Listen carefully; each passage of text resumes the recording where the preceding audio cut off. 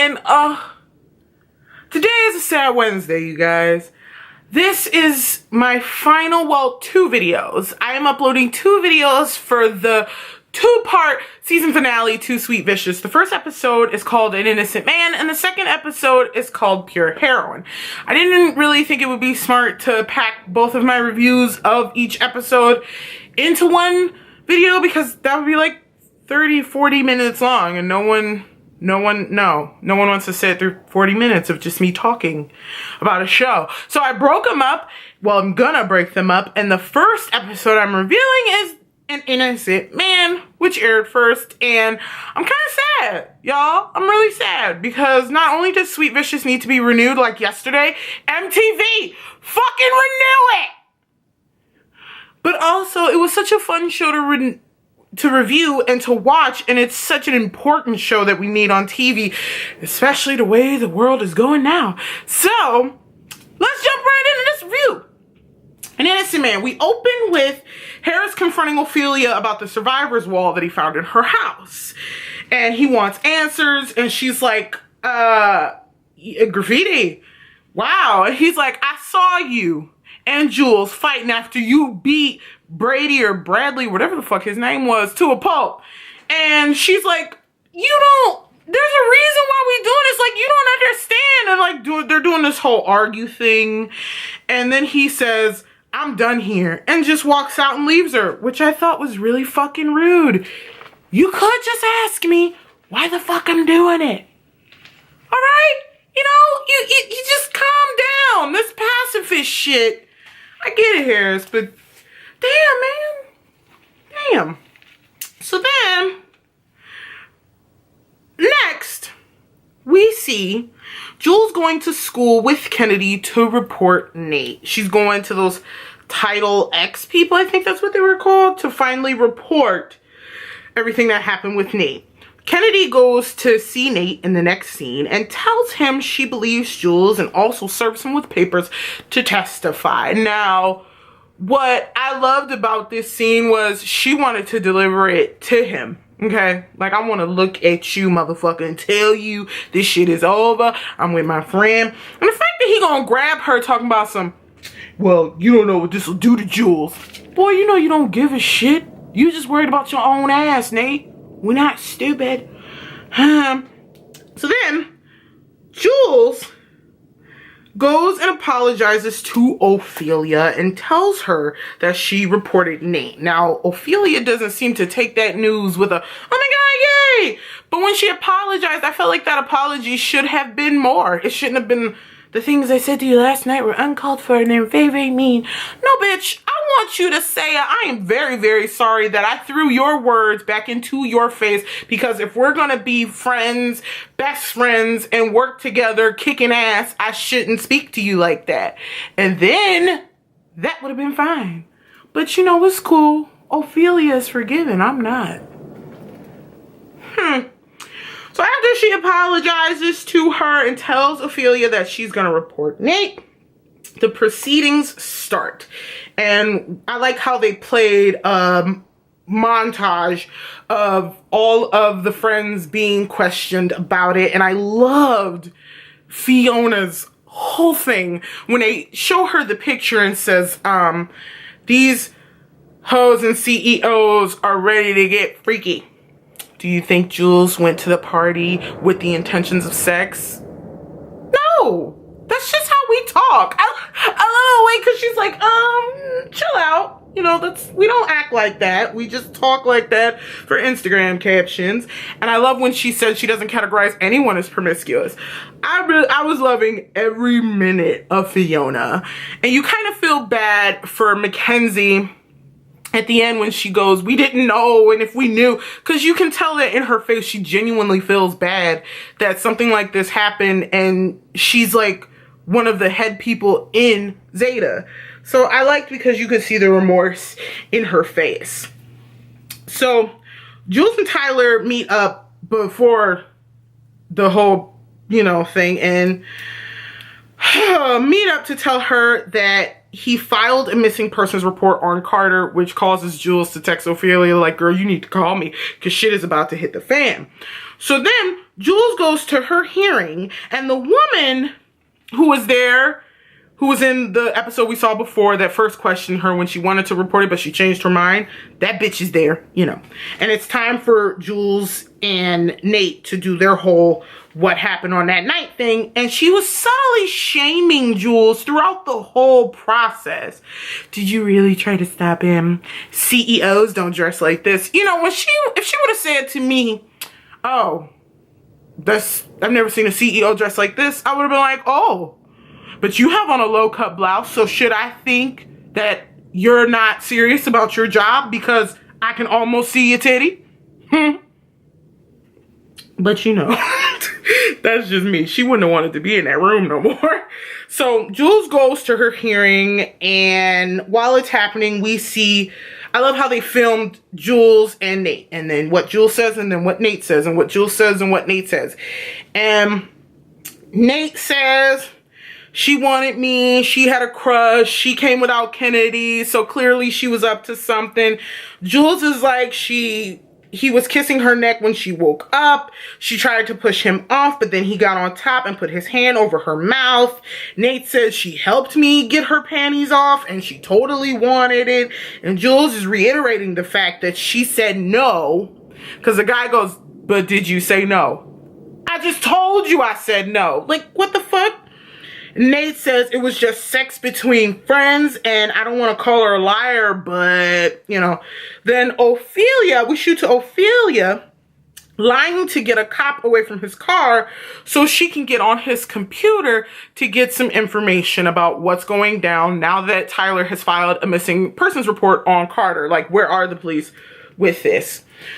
So then we shoot to Nate pestering Miles about what he said in his portion of the hearing. What did you tell them that she wanted me? Did you tell him that Jules was all over me? Dude, he lied for you. Calm down. Like, I would have thought, as his friend, first of all, you don't get to question me about what I said. I should be questioning you about what really fucking happened when you took your ass upstairs with that girl. So then, we see the sorority girls all get a slut-shaming notification with a picture of Jules' face that says, I'm a slut. This is when social media is the fucking devil. And then Jules walks in while they're all getting a text. She sees it. She leaves. And Harris, we shoot to Ophelia in the record store showing Harris the picture and saying, this is why girls don't report it. Shit like this. And Harris is like, stop trying to justify what you're doing. Harris was getting on my nerves, okay? So then he gets a phone call, and it's from an Ellen Thurston. And we learn when Ophelia goes on her phone to search who Ellen Thurston is, that it is a district attorney for, like, murders and crazy shit. So then we see Tyler come over to the sorority house to comfort Jules, because of course when they got the text message, Ophelia got everybody got it. He comes over and he asks her, you know, is it true? And she tells him, and he hugs her and he just consoles her. And that scene was so beautiful. Like, he didn't go in, well, what happened? Give me details. He was just like, are you okay? What can I do to help? I want to be here for you. It was just, we all need a Tyler. Not me, the white boy. We all need one. He was just it was such a pure and good, it was just a pure and good scene that it was so nice. Okay, anyway. So after he comforts her and everything, they hug and everything, the girls go back to the garage to clean up before the cops get there with forensics and do their whole thing. So while they're in there, all of a sudden they hear whoop whoop and the cops show up. Oh shit. So then they go and hide, and the cops come in and they have to watch the crime scene to see if anybody shows up, because it's an active crime scene. You know, they got to make sure no crazy shit happens. So the girls are hiding, and I love, because of the subtitles, why didn't you pee before we came? Like, I thought that was funny as shit. So then Ophelia is sitting there and she figures out a way to try to get them out of there, the cops. So she calls in a drunken disorderly. Well, texts it in because she couldn't call because then they would have heard her voice. She texts in a drunken disorderly and the cops leave and they come out and Ophelia's making faces in her phone. And Jules is like, what are you doing? And she goes, click. See? That looks so cute. Don't save that. Okay. I thought that was a really cute moment, how they're being serious vigilantes, but ooh, Snapchat filters. But don't save that shit. Okay, so while at the pizza shop, Kennedy and Jules overhears Miles saying how Jules could ruin Nate's life. What was she thinking? And then a girl perks up and says something that I've seen so many dumb bitches tweet. I'd love to get raped by Nate. Why the fuck would you ever say something like that? That's the equivalent to these dumb assholes that be out here saying, I let Chris Brown beat my ass. No, let me beat your ass because you're so fucking stupid. Ugh. Like, what is that? That's so toxic and nasty. Like, as a woman, as a man, as a human being, why would you ever utter the phrase, I'd love to get raped by blank?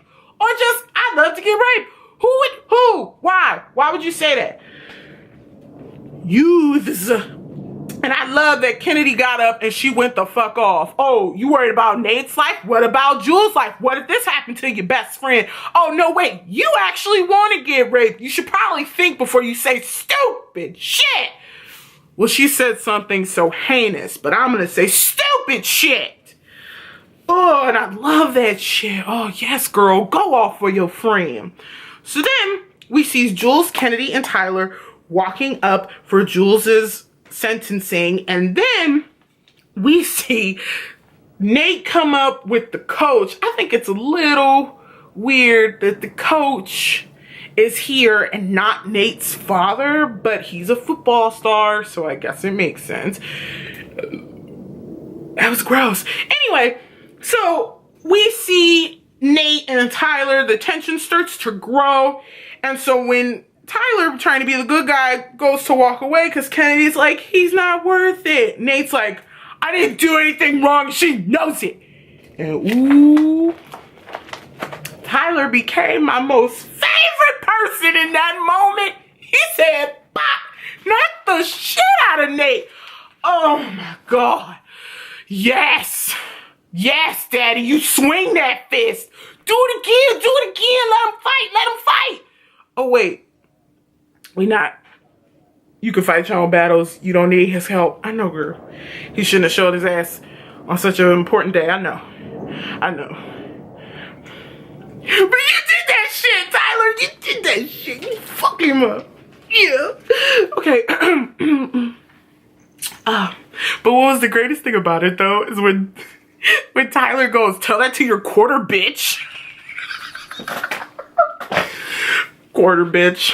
Oh man, because he's a quarterback, quarter bitch. That was a great play on words.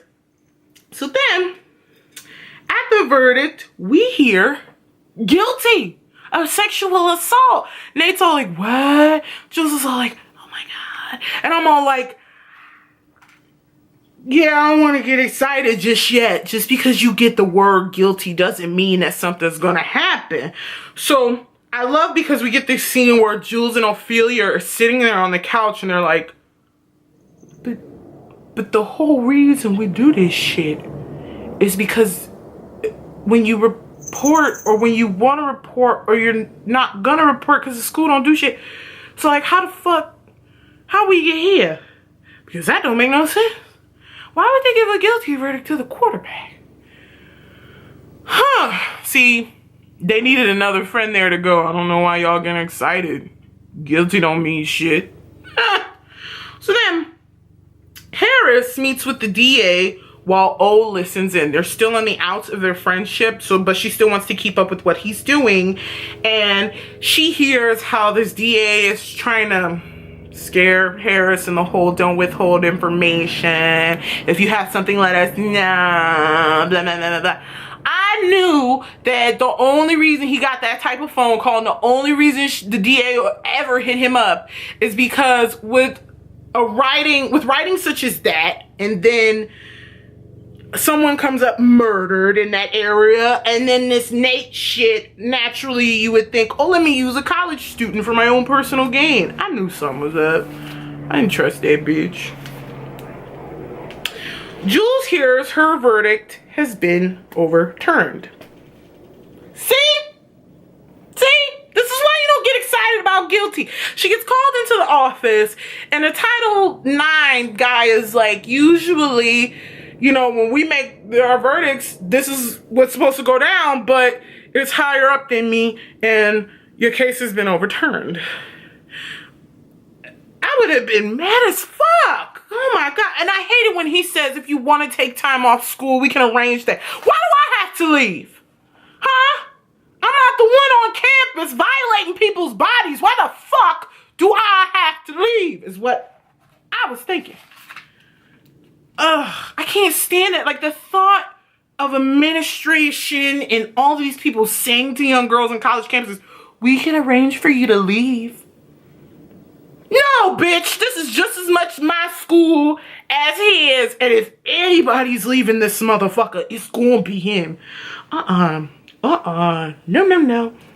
So then we see Jules sitting in the kitchen of the sorority house, and Mackenzie comes around the corner, and they have a moment where Mackenzie is revealing to her how she feels responsible for what happened because she shouldn't have left Jules behind, and she is the safety leader and coordinator, and she should have known. And Jules is like, this is not your fault, calm down. And then she's like, we're gonna implement a new rule.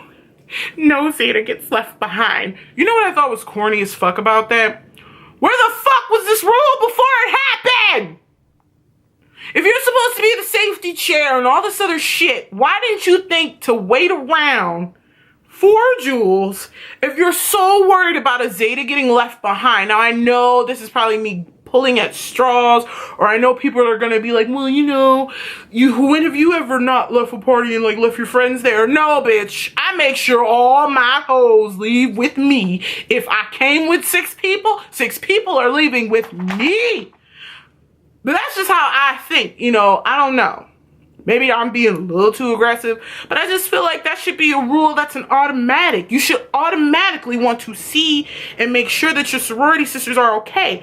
But I completely understand the whole thing, because when you think that you're surrounded by nothing but your friends and you have nothing to worry about and nothing to fear, you would naturally think that you can leave your friend at this particular place because we're all friends.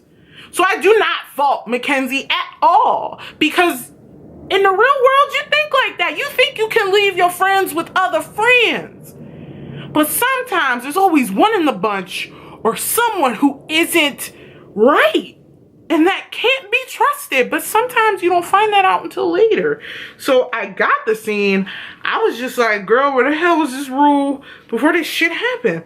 So back at the crime scene, we see them spraying the type of stuff that would be able to show you under a black light if there's blood anywhere. And then, bitch, we see it. A big ass stain of blood on the fucking ground. Like, to quote the cop, holy shit, yes. Oh my goodness. So then we see Ophelia calling Harris when she is hacked into this woman, the DA's computer, and we see that she says how she's gonna keep a close eye on Harris because he may be withholding information about the vigilante. So Ophelia leaves him this message telling him that she is gonna turn himself in so he doesn't have to deal with her drama anymore, which was like the most heartbreaking thing to watch, and I felt really bad for Ophelia. And then I was really pissed off because the fact that, Harris, you keeping this shit going on for so long and you're not even thinking about how Ophelia reacts to things. I feel like if you've been 3 years into a friendship by now, you would know that your friend has a tendency when they're really upset to go off the deep end, but maybe that's just me thinking too far into it. I don't know, but she leaves him a message and says she's going to turn herself in.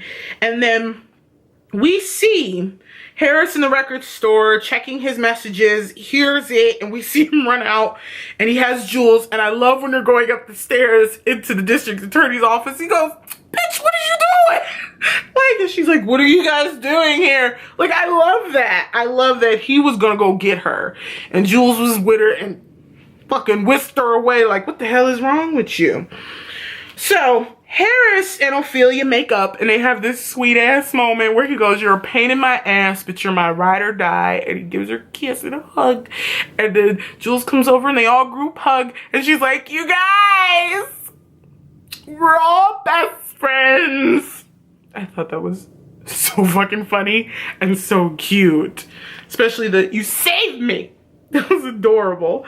So then after Harris leaves, because he has to go, Jules and O are sitting there, and she goes, "My case got overturned. I heard. You could appeal." "No, I'm not going to appeal. We're going to handle it." Fuck yes! We're going to get Nate. We're going to get Nate. I'm so excited.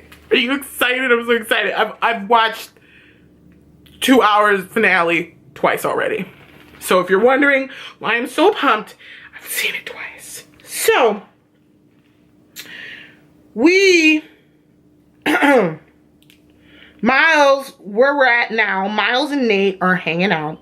And Miles is starting to confront him. Because if you notice earlier in the episode, when you see Miles in the hearing, you can see him putting things together that doesn't make sense. Like, yeah, she could barely walk or stand.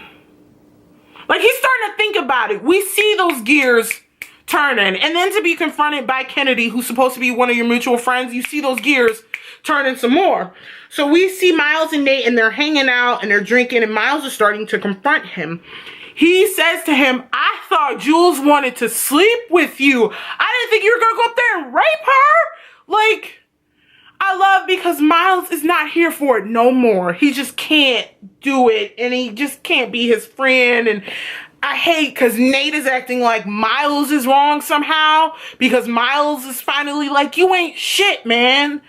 Fuck. Like, how are you mad at Miles? You the one raping folks." Okay, you know what?